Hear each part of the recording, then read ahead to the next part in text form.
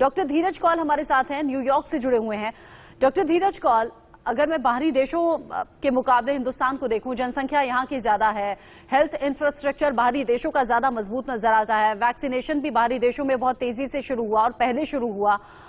बाहरी देशों के मुकाबले हिंदुस्तान की व्यवस्था किसी से छिपी नहीं है। बाहरी देशों में तीसरी लहर पहले आई है, वहां का पैटर्न क्या कहता है? हिंदुस्तान को किस लिहाज से अभी तैयार रहना चाहिए? नमस्कार, thank you for having me on the show. देखिए, सिचुएशन इज वेरी सीरियस और मैं एक्चुअली आपके पैनलिस्ट को अपलॉड करता हूँ। Very few doctors are raising concern in India about the severity of Omicron. This has to be taken seriously. 3 से 4 हफ्ते पहले आई थिंक आप ही के शो पे हमने बताया था, 9 नवंबर को पहली बार ये डिटेक्ट हुआ साउथ अफ्रीका में। अमेरिका के अंदर 1 दिसंबर को हुआ। आज तक हमारा the dominant variant it is, इतना बड़ा सर्ज हमने कभी भी नहीं देखा। हमारे हॉस्पिटलाइजेशन रेट 7 से 8% बढ़ चुके हैं।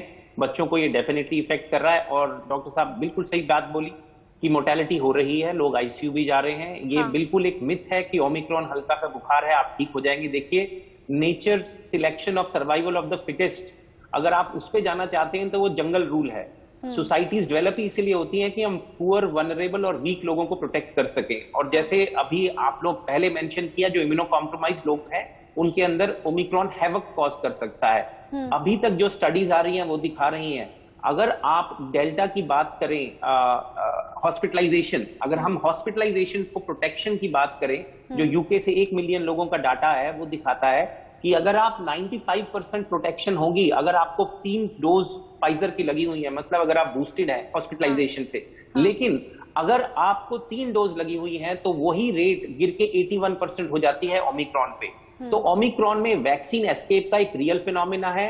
डेल्टा और ओमिक्रॉन का कॉम्बिनेशन ऑलरेडी फॉर्म हो रहा है। साइप्रस एक कंट्री है, वहां से कल रिपोर्टेड है। ऑल्दो उसका जीनोमिक सीक्वेंसिंग के अकॉर्डिंगली अभी नहीं लग रहा कि वो एक वेरिएंट ऑफ कंसर्न इमीडिएटली बन जाएगा। बहुत क्लोजली उसे टैप कर रहे हैं। अभी तक जो भी पॉइंट्स यहाँ पे रेस किए, I totally agree to them. एक मैं स्पेसिफिकली पॉइंट रेस करना चाहता हूं, ओमिक्रॉन क्यों कंसर्निंग है। नंबर 1, बहुत बड़ी मात्रा में डॉक्टर्स और हेल्थ केयर प्रोवाइडर्स बीमार हो रहे हैं। अगर एक डॉक्टर दिन में 50 पेशेंट्स देखता है, वो बीमार हो जाएगा तो 50 पेशेंट का केयर खत्म।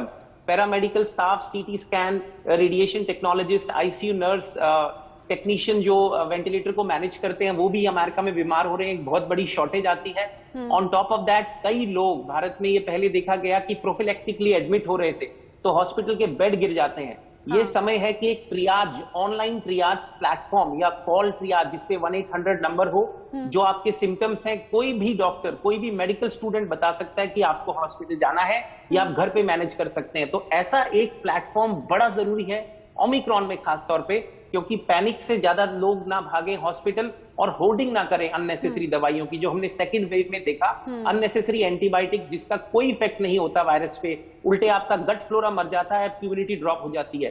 तो ऐसी चीजों पे एक रेगुलेशन होना चाहिए। लोगों के अंदर बिल्कुल पैनिक नहीं आना चाहिए। लेकिन ये बात सही है, अगर आपके आसपास कोई भी फैमिली में इंफेक्टेड है तो 99% आपको लगेगा। और अगर आपके अंदर वो सिम्टम आ रहे हैं तो एज्यूम करिए कि आपको ओमिक्रॉन हो चुका है। मोस्टली अगर आपका इम्यून सिस्टम हेल्दी है, आप अपने आपको घर पे मैनेज कर सकते हैं, आपको हॉस्पिटल भागने की जरूरत नहीं है। डॉक्टर से कांटेक्ट में रहिए, आप ठीक होंगे। लेकिन जिन लोगों का इम्यून सिस्टम कमजोर है, उनका बहुत इंपॉर्टेंट है कि वो डॉक्टर की कंटिन्यूअस मॉनिटरिंग में रहें। हॉस्पिटल भागने से पहले ट्रियाज कराएं। फोन पर ट्रियाज किया जा सकता है, रिसोर्सेज बच जाएंगे। जो हमने बिल्कुल ठीक आप कह रहे हैं, क्योंकि हमने देखा मिसमैनेजमेंट होता है। क्योंकि हमने देखा ये मिसमैनेजमेंट इसलिए भी हुआ क्योंकि बहुत से लोग पैनिक कर गए।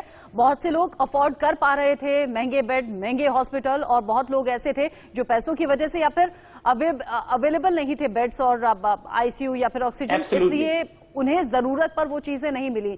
बिल्कुल ठीक आप कह रहे हैं, पैनिक नहीं करना चाहिए। लेकिन डॉक्टर एन.के. गांगुली, चूंकि ये मौसम सर्दी का है, सर्दी में अक्सर लोगों को सर्दी जुकाम हो जाया करता है, गले में खराश हो जाया करती है, वो एक पॉइंट कौन सा हो जिसमें ये मालूम पड़े कि हाँ, चूंकि ये थर्ड वेव में बहुत हल्के सिम्टम्स आ रहे हैं। हालांकि वो बात अलग है, आप लोग डॉक्टर्स हैं, आप लोग बेहतर जान रहे हैं। जैसे अभी बातचीत में आपने कहा बहुत से लोग हैं वेंटिलेटर पर हैं, ऑक्सीजन की जरूरत है। हम तो सिर्फ एक आंकड़ा भर दर्शकों तक पहुंचाते हैं कि इतने लोग बीमार हुए हैं।